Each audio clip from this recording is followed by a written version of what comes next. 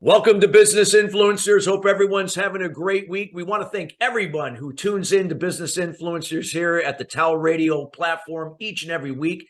Again, we are excited to hear about what is important to you and helping you to scale your business to the next level. Feel free to reach out to us at chris@christophersalem.com. We'd love to hear about what you're looking for in terms of content that will help move you personally and your business to where you desire to be.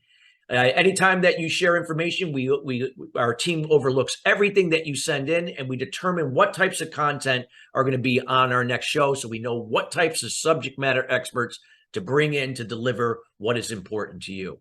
Today's show is being brought to you today by Alumni Direct. Alumni Direct is a new social media community platform dedicated to bringing alumni together from across the world, a chance to rekindle old relationships and perhaps meet new people for the first time.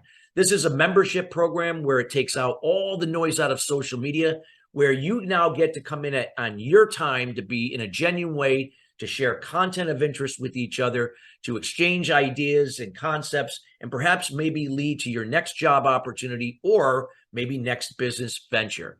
This offers a wide array of different business programs that normally would not be available at the individual level. Feel free to check them out at alumnidirect.com. That's alumnidirect.com. Well, we got a great show for you today. We're going to be talking about transforming your business transformation. So this is going to be around agility, and I'm really excited about hearing about this. And our guest today and our subject matter expert is Jesse Fewell. He has mentored thousands of technology professionals across 14 countries to improve their teams and companies using agile methods.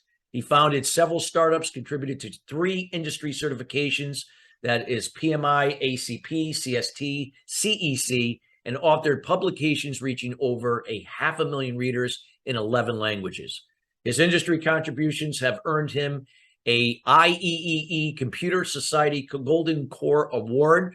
Today, he specializes in helping agile leaders and professionals get the reward and recognition of transforming their chaotic, overcommitted workplace to produce the best results of their careers.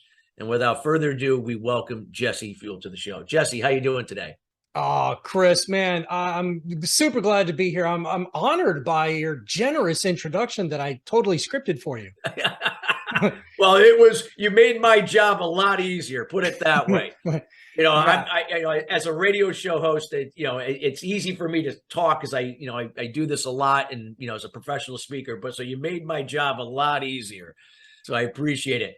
Well, Jesse, I would just love to you talk about the topic today, transforming your business transformation, and talk about the concept of agility and why that is so important in the workplace. Absolutely. So, Chris, I know your listeners are really keen students of trends in the workplace and in the business. And one of the secret gems of the technology industry over the last 20 years has been this movement around agile software development. And it started first as a couple of renegade software leaders who wanted to try a different way of innovating new technology and new offerings by not using the old bureaucratic method. So this came out of the 90s, where Lean Six Sigma was a hot topic. Oh yeah. And ISO 9000 was a hot topic. And so all of that meant bureaucracy and paperwork. And so these renegade thought leaders, they came together at a conference and they said, there's got to be a better way. And they came out with a manifesto, which today is referred to as the Agile Manifesto, that said, at the end of the day, if you want more innovation, more productivity, more alignment with stakeholders and customers, more satisfaction, more morale, if you want more out of your business, at the end of the day, people add more value than process. Products add more value than the paperwork about the products. Partnership is more valuable than kind of having a win-lose contract negotiation mindset. And then pivoting the plan is more important than performing to plan. Mm. And so those four core principles started what's been a movement in the tech industry over the last 2 decades, to where it's now standard operating procedure for people to be using fancy new management techniques called sprints, or writing our specifications in stories, or estimating work not just based on what the expert's opinion is, but the whole team's opinion to coming together. And the net of it is that there's a new business operating model in place in the tech industry that can be applied to most any other industries. We're starting to see the completely upend the world of marketing, where we need to change our narrative and change our story very quickly. We're seeing law firms now using these approaches to manage their caseloads, and it's also starting to enter into the classroom in K-12 and Wow, I think that's huge for education. Yeah. yeah. So that's pretty much the story of what agility is.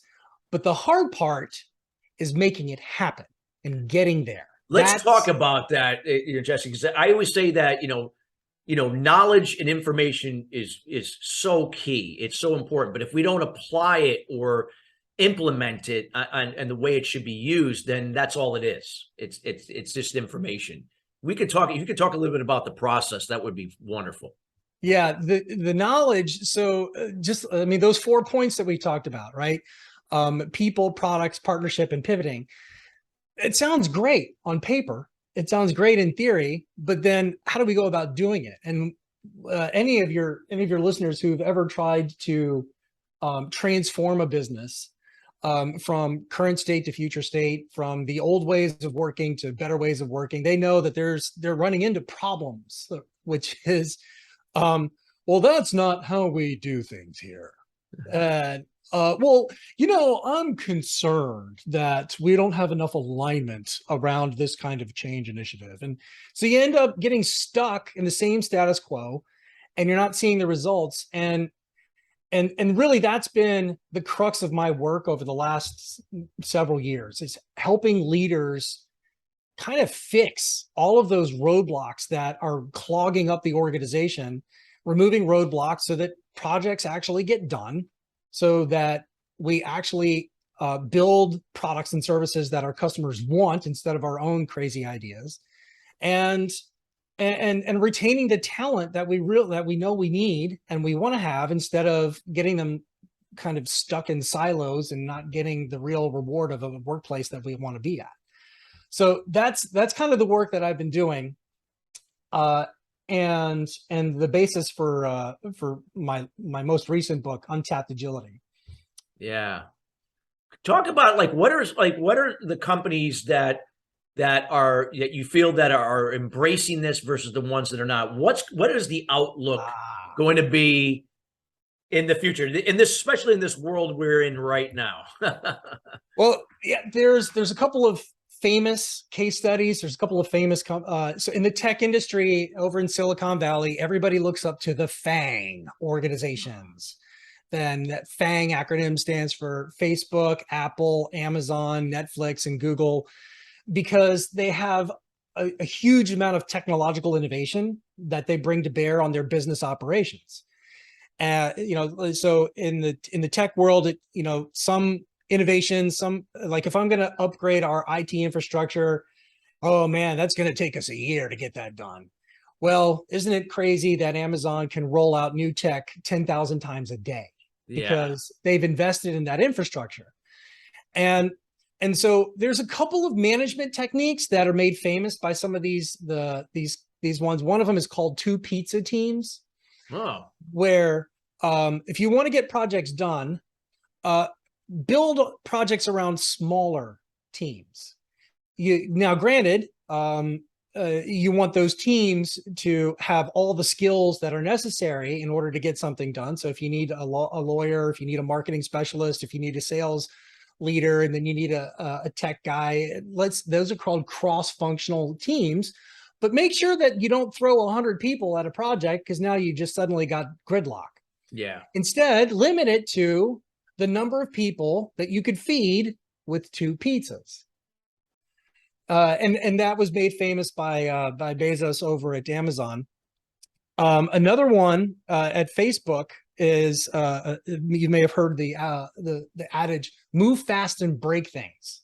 Oh, okay. I like that one. Yeah. Yeah, move fast and break things. And that's really about saying, we've got to get over this fear of change, because most management, most managers, and most of what management is about is preserving the status quo. Yeah.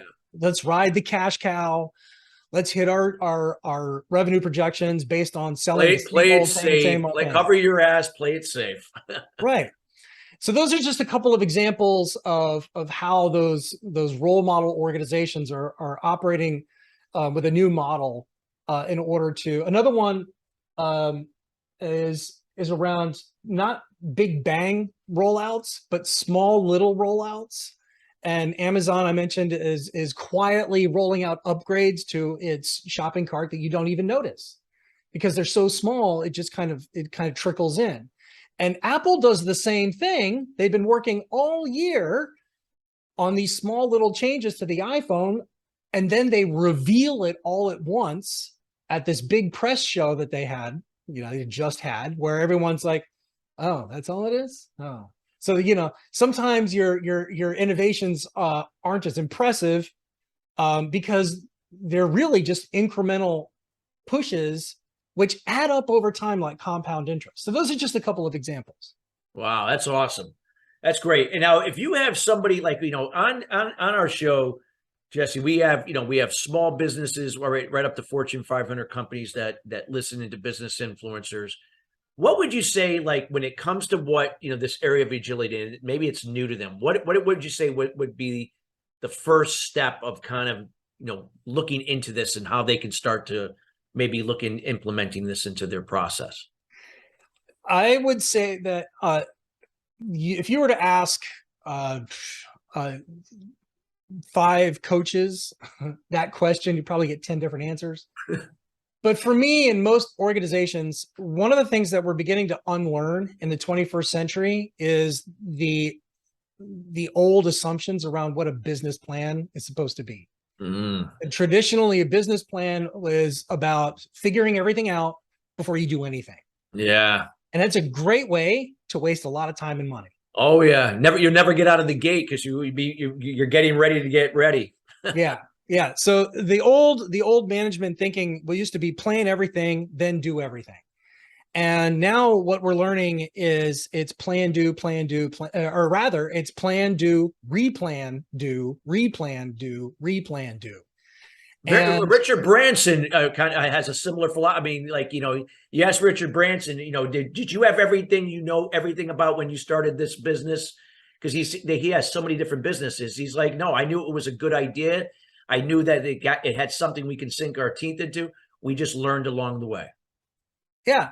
And again, Silicon Valley's famous for some of these, like YouTube started off first as a video site, a video version of Hot or Not Hot. You remember that website back in the day? I think I remember that. Yeah. Yeah. Is this celebrity hot or not hot? Well, that was all photo based. YouTube was supposed to be just a video version of that.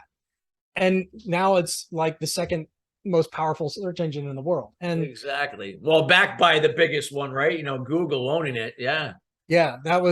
So that's an example of plan, do, replan, do the business model. That's number one. Number two, what goes along with that is take something big and make it small. And that's really about slicing up your biggest ambitions, slicing up your biggest projects into small chunks. And then, and the fancy word for that is incremental delivery. But then when you start rolling things out in smaller chunks, it gives you a chance to capture value early. So if you have a prototype, and the most famous example of this is the Tesla. Because the first version of the Tesla, if you remember, was a renovated Lotus. Elon Musk took the most expensive sports roadster that he could find, and he rejiggered it to be an electric car, and he sold it for about $1 million. And then he rolled out another version of it, which was only $250,000, but so it was much more popular. And then he was doing this one small step at a time. And finally, he got some criticism He's like, oh, way to go, Elon Musk, saving the world from carbon emissions, 1 millionaire at a time. Like, how's that going to change anything? And then he realized he was the only one who knew what his incremental plan, his evil master plan was, which was version 1, make some money to fund version 2. Exactly. Make some money to fund version 3. Version 3, now Model 3, is the one that's the fastest. It's the best-selling car in Germany right now is the Tesla 3. And so that's how he's become the richest man in the world, is by do something that earns you funding for the second thing, that earns you funding for the third thing, and then you go all in. Yeah, absolutely.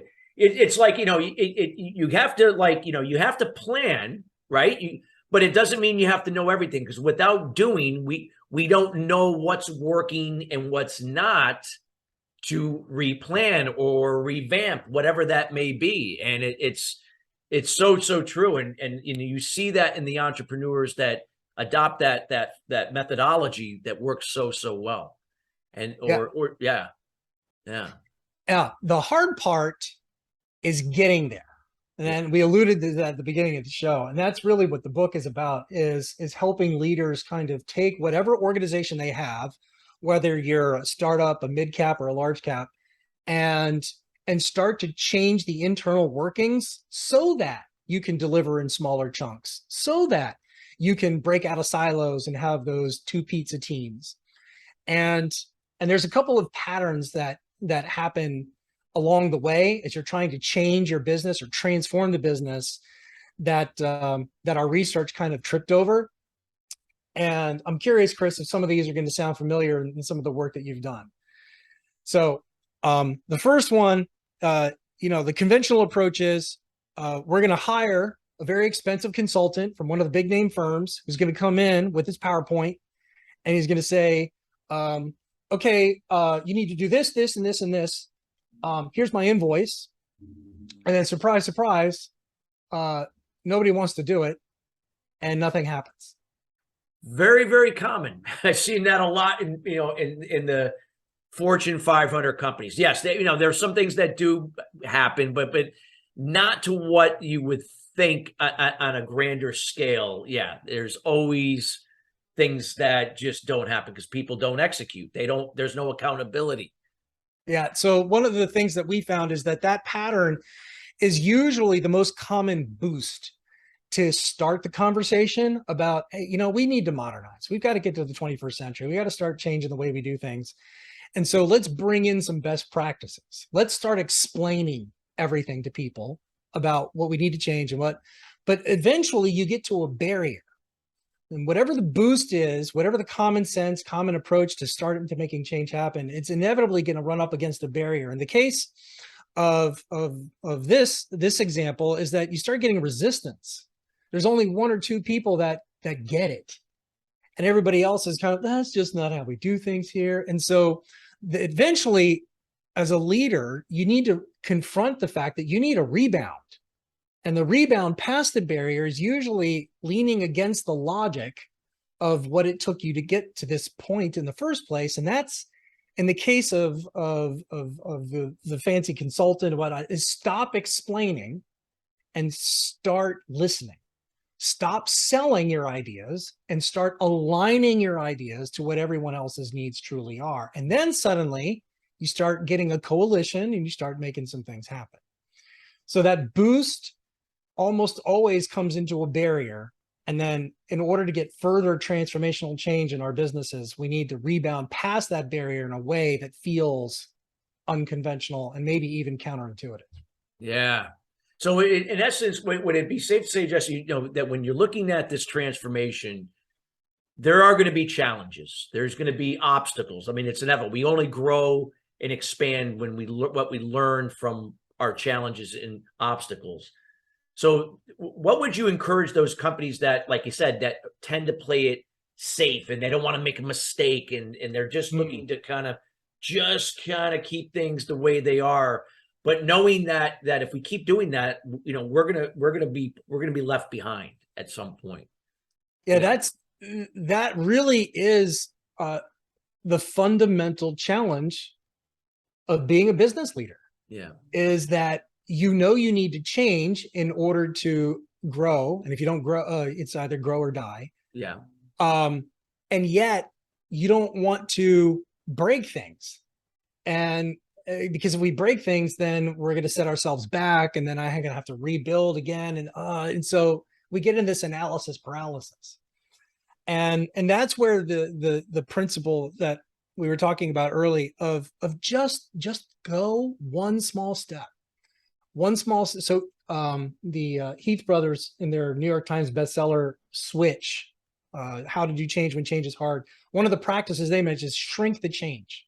Shrink the change such that it's less risky, such that it's less intimidating to the people around you. And by shrinking the change, you can start getting the one thing fixed. Just fix one thing. Maybe it's your pipeline is slowing down. And we need to kind of rethink how we do that. Or maybe you've got gridlock on that upgrade project and it's just not moving. Well, let's just fix one of those things, not all 5 or all 10. But then when you fix the one thing, it kind of gives you credibility. It gives you a little bit of mojo, and it kind of gets a little bit of inspiration in the people around you to where we can start tackling the next thing and the next thing. So the people in the tech community, they call it being agile with your agile, where if you're trying to roll out a new capability as an organization of delivering small chunks, well, how about we move in that direction in small chunks?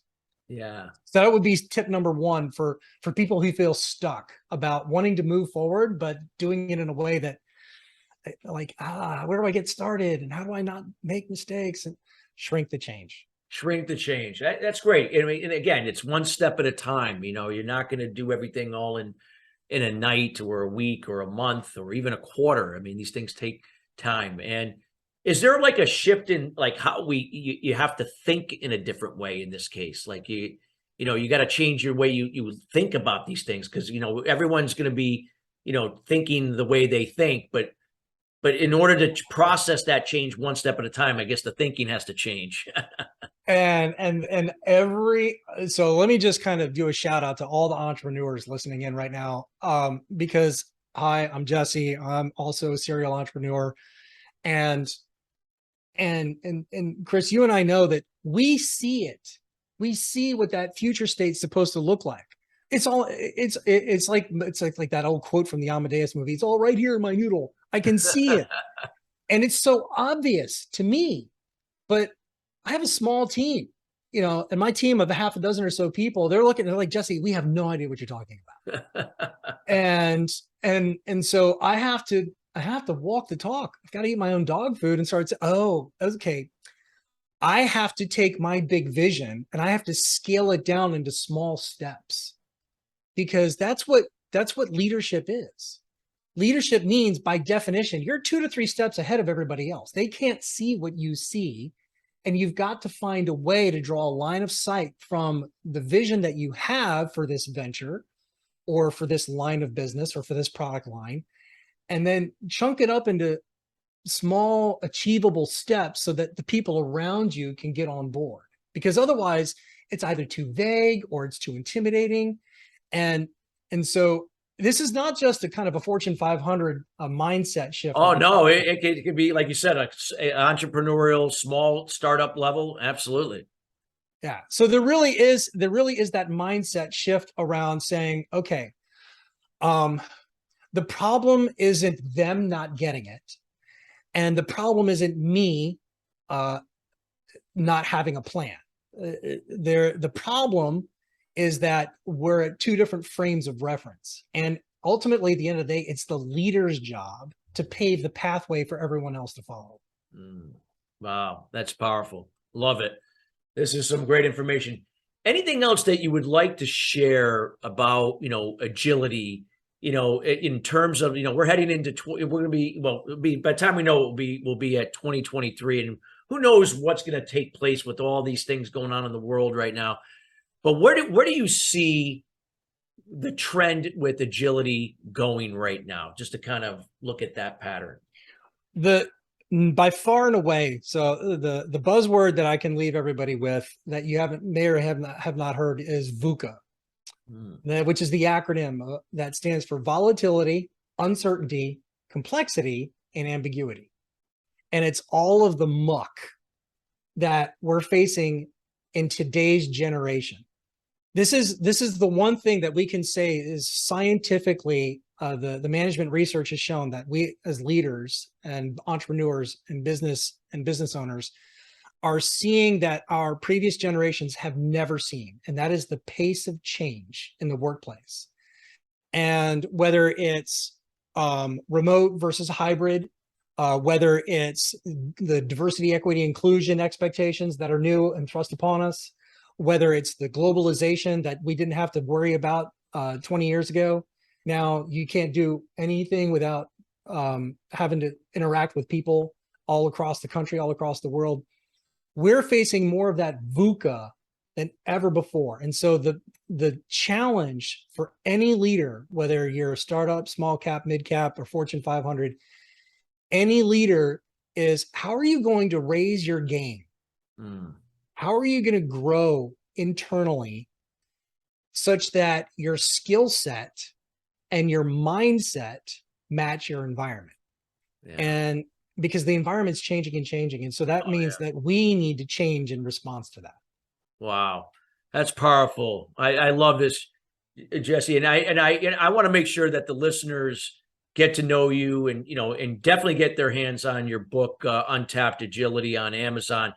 We only have a couple minutes left in the show, but I want to make sure that I want to let the listeners know, how can they get in touch with you? What are you up to? Anything that you would like to leave with the audience? Sure.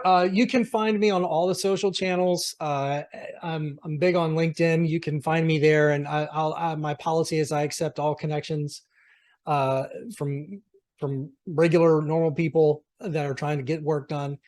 You can go to the book's website, untappedagility.com. There's a free excerpt that you can download along with some goodies and your links to your favorite retailer.